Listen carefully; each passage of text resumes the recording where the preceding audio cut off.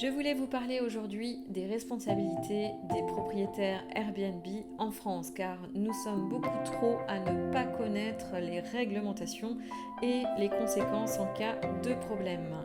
Prenons le cas de ce qui se passe actuellement en Californie qui pourrait arriver à tout le monde. Effectivement, il y a un mineur qui a réservé son logement par Airbnb directement en immédiat. Malheureusement, pour le propriétaire, il y a eu un incident grave. Un homme a été retrouvé tué par balle dans ce logement.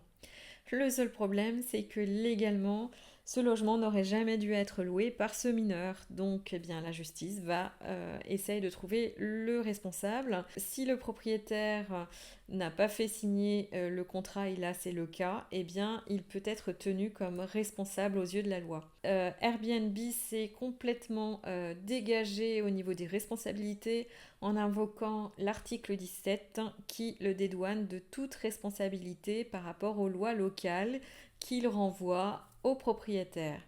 Donc, il se présente comme un simple intermédiaire, Airbnb dans ce cas. Donc en France, tout comme en Californie, nous avons l'obligation de faire réaliser un contrat entre le locataire et le propriétaire pour toute réservation, quelle qu'elle soit, que ce soit en direct, que ce soit via Airbnb, Booking, etc., etc.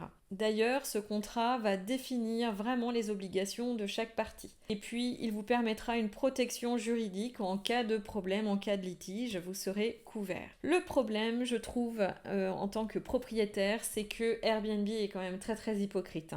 On va pas se cacher la face. Il, sous couvert de RGPD et de ne pas vouloir divulguer des données personnelles des voyageurs, il refuse de nous donner les emails et puis l'identité, l'adresse, etc. de nos clients.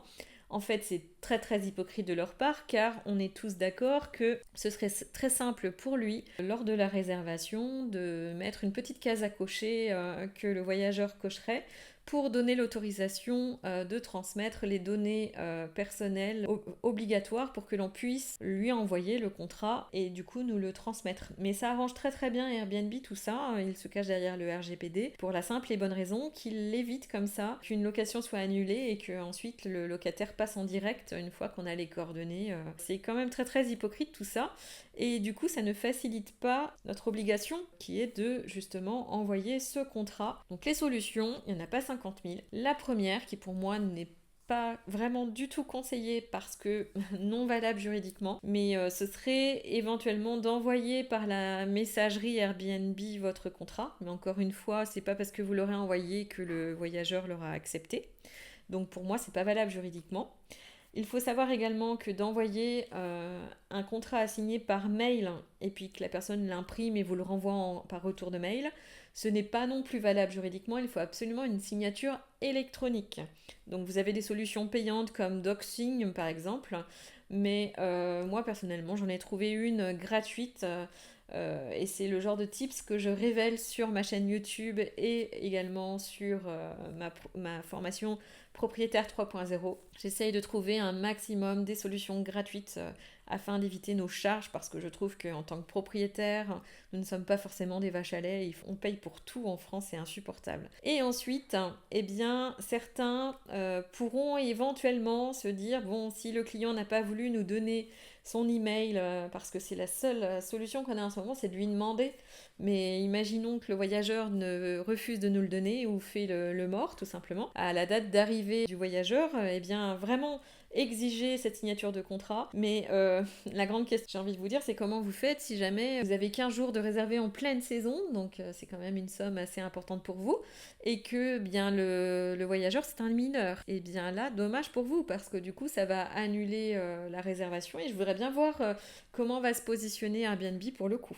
Donc vraiment, les conseils que je vous donnerais, les précautions à prendre, ce serait vraiment de réaliser le contrat par écrit pour chaque réservation et vraiment pas déroger à cette règle. Et puis sur ce contrat, établir vraiment des règles très très claires de votre maison. Et bien sûr, respecter toutes les conformités légales si ce sont des personnes étrangères, faire remplir la fiche de police qui est obligatoire pour les locataires étrangers, même via Airbnb, vous devez leur faire remplir, tout comme le contrat d'ailleurs. Et respectez bien également votre capacité maximale et surtout ne dépassez pas 15 personnes si vous n'êtes pas un établissement recevant du public. Donc, je voulais revenir sur un point, et pas seulement parce que je suis webmaster, hein, parce qu'avant d'être webmaster, vous l'aurez compris, je suis déjà une propriétaire. C'est que moi, très clairement, je suis convaincue des avantages de la vente en direct. Et je voulais vraiment revenir là-dessus parce que j'entends trop souvent les propriétaires Airbnb dire oh là là, mais non, t'as pas peur de louer en direct, etc. Bah, si j'étais vous, j'aurais plutôt peur de louer sur Airbnb qu'en direct. Pourquoi? Parce que tout simplement, c'est beaucoup plus serein et beaucoup plus fiable de réserver via votre site internet, car tout est carré. Et là, au moins, vous êtes sûr de respecter la loi, vous êtes sûr que vous n'êtes pas obligé d'attendre que le voyageur se pointe chez vous pour apprendre qu'il est mineur, par exemple. Au moins, vous êtes sûr que vous êtes dans les clous. Donc cela vous donne en plus, si votre site est bien référencé, beaucoup de visibilité sur Google, en sachant qu'en 2025, eh bien, de plus en plus de voyageurs ont compris qu'ils payent moins cher s'ils passent en direct, hein, car on peut se répartir la commission d'Airbnb.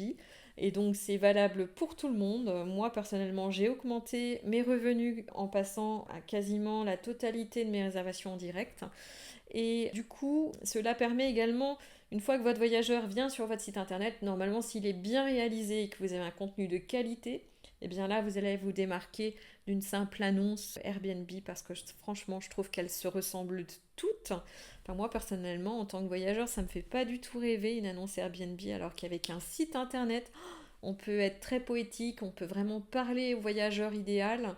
Si par exemple vous êtes une mère de famille et que vous ouvrez un site internet, si c'est le client idéal de votre site internet, normalement elle doit se dire waouh, c'est exactement le gîte qu'il me faut. Très important de réfléchir à comment structurer votre site internet également. Et du coup, grâce à ça, vous verrez, moi j'ai vraiment vu la différence, une clientèle de meilleure qualité qui ne sera pas là pour essayer de se faire rembourser son séjour, hein. Je pense que ça vous parle, hein. Il y a de plus en plus de voyageurs qui réservent pour 15 jours, qui viennent passer le week-end et après qui inventent je ne sais quelle excuse pour se faire rembourser. Et oui, c'est très à la mode. Et puis également une meilleure gestion grâce à plein d'automatisation. Donc vous allez pouvoir automatiser du coup le contrat, vous n'aurez plus à vous en occuper. Ça automatise aussi les emails automatiques, les factures. Vous pourrez également récupérer le pouvoir sur votre dépôt de garantie, car dès que votre client réserve via ce site internet avec le module de réservation, eh bien il donne l'autorisation du montant de votre dépôt de garantie. Donc en conclusion, n'oubliez pas que vous êtes responsable entièrement devant la loi et que vous devez faire signer un contrat écrit pour vous protéger, et que pour moi la meilleure alternative est vraiment la vente en direct si vous voulez être beaucoup plus serein.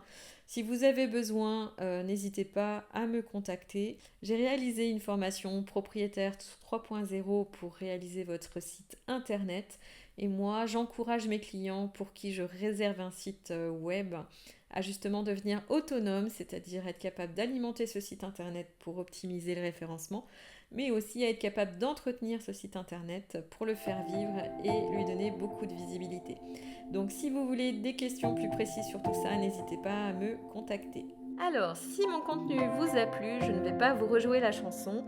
Vous savez ce qu'il faut faire. Petit pouce en l'air et abonnez-vous pour ne rien louper.